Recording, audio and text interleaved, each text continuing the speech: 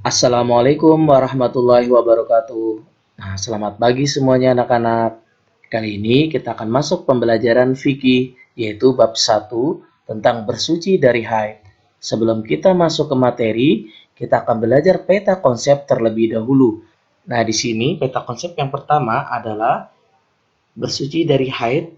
Di sini kita akan belajar tentang pengertian haid, batas waktu haid, hal-hal yang dilarang ketika haid, hukum mandi wajib atau janabah, dan tata cara mandi setelah haid.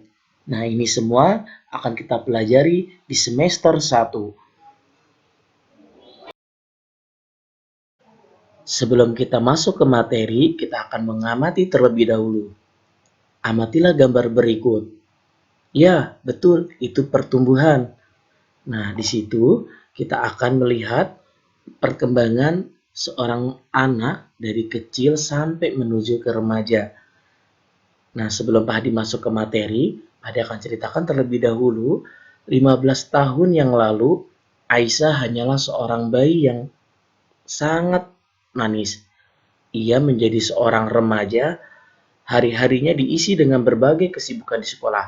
Tapi, dia juga tidak lupa melaksanakan ibadah sholat, mengaji di rumah setiap hari. Aisyah membantu ibunya menyapu, mencuci, dan lain-lain. Suatu hari, Aisyah berbisik kepada ibunya. Ada suatu hal yang membuat terkejut dan gelisah bagi Aisyah. Ibunya dengan bijaksana berkata, setiap anak perempuan akan memasuki masa kedewasaan. Atau balik, hal ini ditandai dengan keluarnya darah haid. Sejak itulah Aisyah mulai mengerti dan sering membaca buku fikih. Dan untuk kalian kelas 51 khususnya untuk perempuan harus sering-sering membaca buku fikih. Pengertian haid menurut bahasa dan menurut istilah. Menurut bahasa adalah sesuatu yang mengalir, dan menurut istilah darah yang keluar dari rahim perempuan. Nah, di sini kesimpulannya, jadi haid adalah darah yang normal, bukan yang disebabkan oleh penyakit, luka, keguguran, atau melahirkan. Darah haid ini keluar bisa sedikit berbeda dengan waktu sesuai kondisi, lingkungan, dan iklim, sehingga terjadi perbedaan antara satu perempuan dengan perempuan yang lain. Batas waktu haid yaitu memasuki usia 9 tahun. Kalau kurang dari 9 tahun, itu biasanya darah penyakit. Nah, di sini menurut para ulama, darah haid keluar paling sedikit selama 1 hari, 1 malam. Sebanyak-banyaknya 15 hari, 15 malam.